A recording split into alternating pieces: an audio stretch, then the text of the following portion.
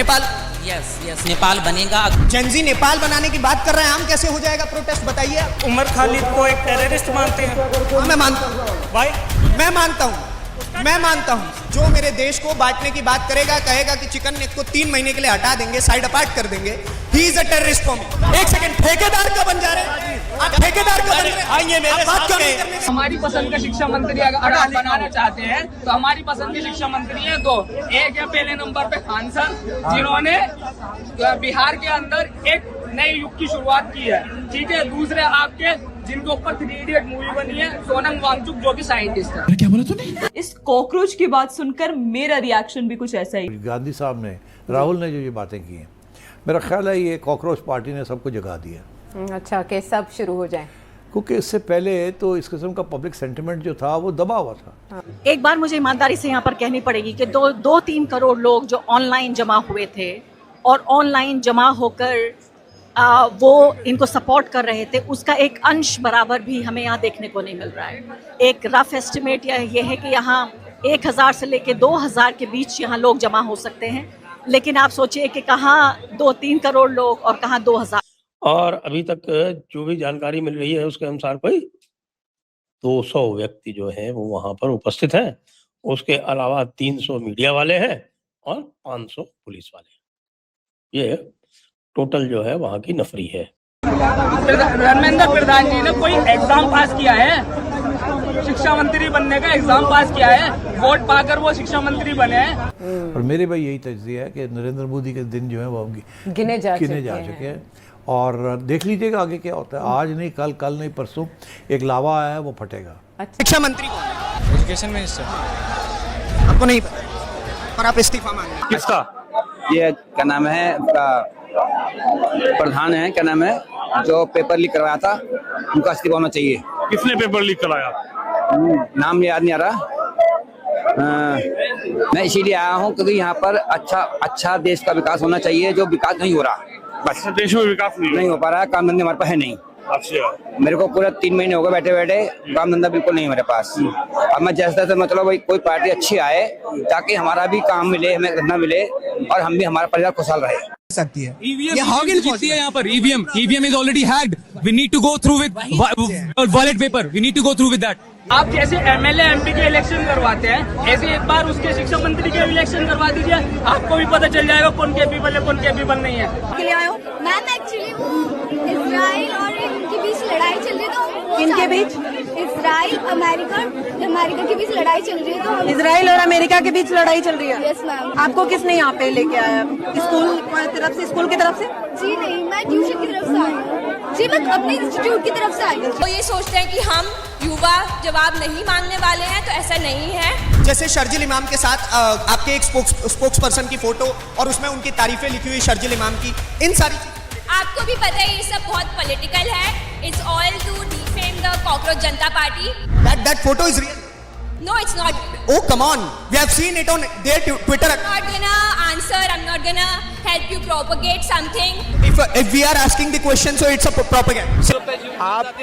आप सिर्फ विरोध करने आए हो या असली में आंदोलन करना चाहते हो? आपको नाम पता नहीं है किसके लिए करने आए हो, कौन बच्चे मरे हैं?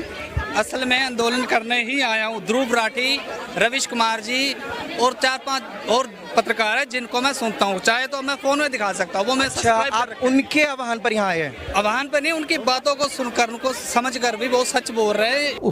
तो आप भी सोचेंगे कि साहब की ये इतनी बड़ी जबरदस्त तैयारी से ये कॉकरोचेस का ये आंदोलन हुआ, तो आप उसको 200 क्यों कह रहे हैं? वो 200 कह रहे हैं कि 200 ही है, इससे ज्यादा तो है नहीं। तो फिर क्या कहा जाएगा? कॉकरोचेस का आंदोलन जो है वो सफल है या फ्लॉप है या क्या है? देखिए, सबसे बड़ी बात तो ये है कि मुझे यह कतई पसंद नहीं आया कि दिल्ली पुलिस ने इस कॉकरोच के मामले में अतिरिक्त तत्परता बरतते हुए इन्होंने इस आंदोलन को, जिसको सभी को पता था कि इसमें कोई 150, 200, 400 से ज्यादा लोग नहीं आने वाले हैं, उसमें जाके बिना मांगे परमिशन दे दी। और यहीं पर जब जनरल कैटेगरी के आंदोलन की बात थी, जनरल कैटेगरी ने 1 महीने पहले परमिशन मांगी, पहले उनको परमिशन दे दी और 1 दिन पहले कैंसिल कर दी और उसके बाद फिर उनको सड़कों पर दौड़ा कर पीटा। क्यों? इसका क्या अर्थ निकलता है भाई, ऐसा क्यों किया गया? तो उसका मेरे पास तो एक ही एक्सप्लेनेशन है भाई, वो ये कि जनरल कैटेगरी उनका वोटर है, इसलिए वोटर को आंदोलन नहीं करने देंगे। लेकिन ये जितने भी यहाँ पे जेन जी वाले तथाकथित आए हैं, जिसमें LGBTQ है, इसमें डफली गैंग है, इसमें आप ये हैं, इसमें योगेंद्र यादव के चमचे हैं, तो ये सारे के सारे एक भी इनको वोट देने वाले नहीं है। तो इन्होंने कहा कि हमको वोट तो देते नहीं, इनको आंदोलन कर लेने तो क्या फर्क पड़ेगा।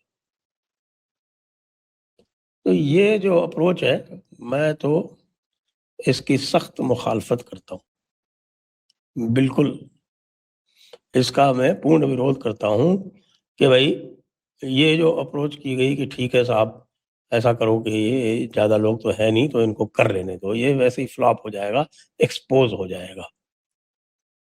तो वो आपके जो जनरल कैटेगरी वाले थे, उन्होंने आपकी कौन सी भैंस खोल लेनी थी? वो भी वहाँ पे आते, कुछ वक्तव्य इत्यादि देते और फिर चले जाते। वोट तो वैसे भी वो आपके विरोध में नहीं देने वाले थे, आपको भी पता था अच्छी तरह से। तो ये जो वाली बात है ना कि साहब कि घर की मुर्गी घास बराबर या घर की मुर्गी दाल बराबर, ये अप्रोच जो है ये नहीं होनी चाहिए दिल्ली पुलिस की, विशेषकर से दिल्ली पुलिस की। क्योंकि ये आंदोलन वैसे भी मैंने कहा था कि भैया ये आंदोलन करना है तो नोएडा में कर लो, ये जंतर मंतर मत करो, लास्ट मोमेंट पे ये नाटक करते हैं। चलिए कोई बात नहीं। फिलहाल कॉकरोच जो है वो वहाँ पर डफली गैंग भी है, वहाँ पे LGBTQ भी है, वहाँ पे संविधान के जानकार भी है, जिनको संविधान के बारे में जैसे तरह तरह के जो आ रहे हैं, जो वीडियोस आ रहे हैं, उसमें देखने से पता चल रहा है कि कैसे मूर्खों के सहारे ये आंदोलन प्लान किया गया था। ये आंदोलन निश्चित रूप से बाहर से प्लान किया गया। आम आदमी पार्टी का सक्रिय सदस्य रहा है वो अभिषेक दीप के